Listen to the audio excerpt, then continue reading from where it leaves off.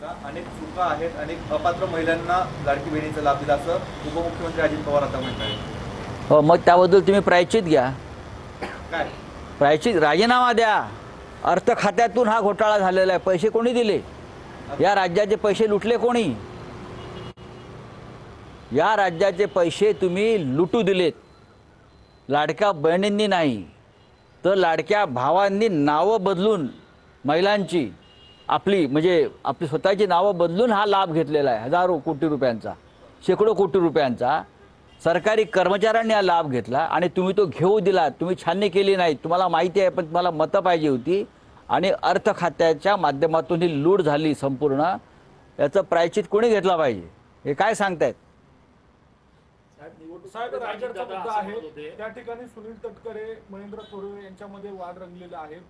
जरी टीका केली जाते सुनील तटकरे भ्रष्टाचार केलेला आहे. तुमचं काय म्हणणं आहे याच्यावरती मी मत व्यक्त करावं? त्या पालकमंत्री पदावरनं हा सगळा वाद रंगलेला आहे. त्यांचे नेते इथे येणार आहेत ना आज.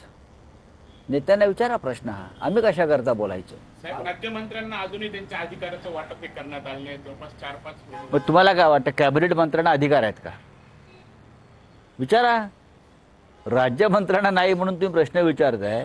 या राज्याच्या कॅबिनेट मंत्र्यांना सुद्धा अधिकार नाही आहेत.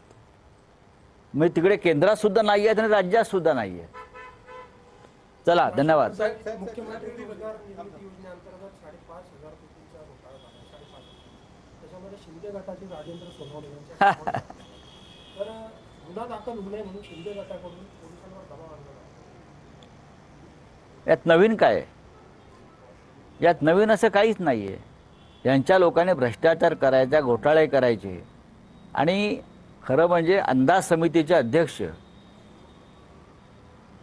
अर्जुन खोतकर त्यांच्या पीएच्या खोलीमध्ये 2 कोटी रुपये सापडले आणि हे 2 कोटी रुपये